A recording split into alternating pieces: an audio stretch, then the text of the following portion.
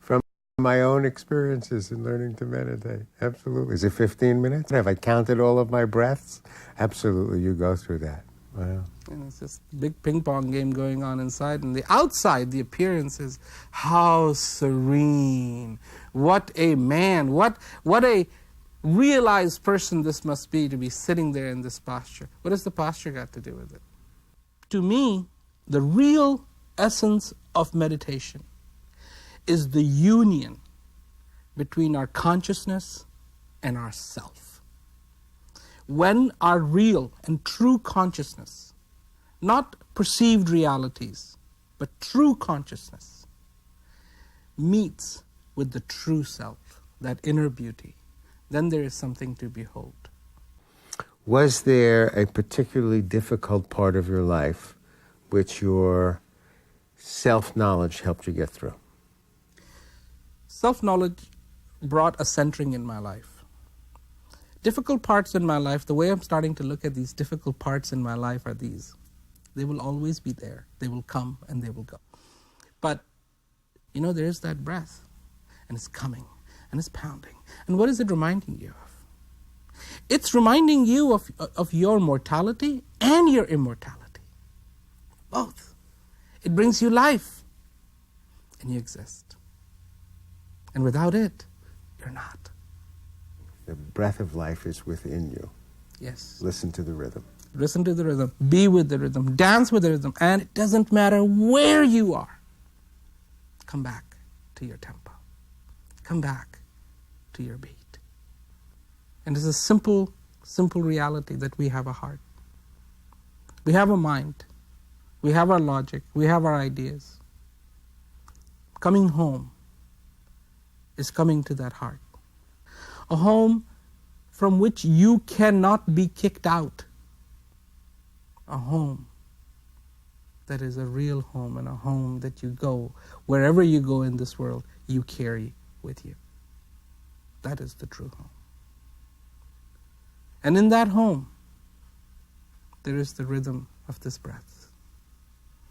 In this home is the reality of existence. Not the pain, not the suffering, but the reality of existence, where everything is for you and you alone. Being alone and not being lonely. This is what this home is all about. Where is that home? Within you. Within you. That is yourself. What Socrates said, know thyself. Thyself.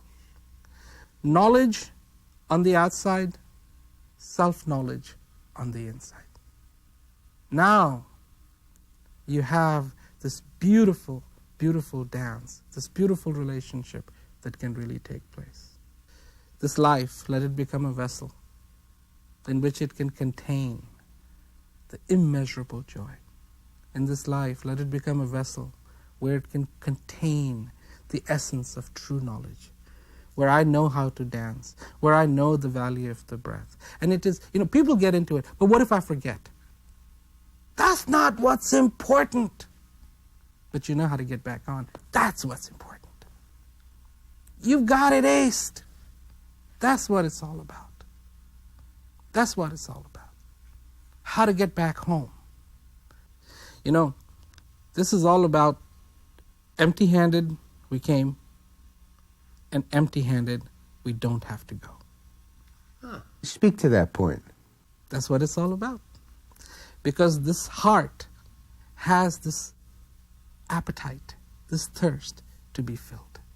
A heart that is filled, that bowl inside that is filled with that joy, does not go empty-handed from this world. You get to take that with you. I want to try walking through this very slowly with you now, for myself more than anything else.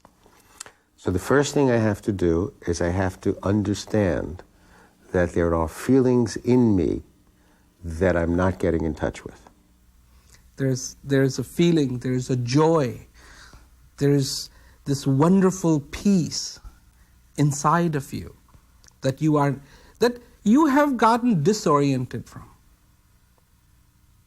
You have started to listen to other voices so much that inner heaven has been lost. So the first thing is I have this feeling that it's too noisy outside for me to hear myself. And I realize that perhaps the most important voice in my life is the one inside me. I have that recognition, and I want to learn to hear it. Yes. What's next? Well, before you go to next, if you recognize that, guess what? There's going to be an elation. And what does that do? What a sense of relief that is. Revel in that. Because then, when you begin to appreciate that joy, it'll prepare you for what's next.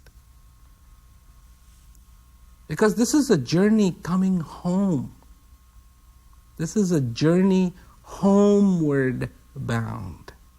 There's something in me that keeps bringing me to a point where I want you to do something, give me something, so I have structure.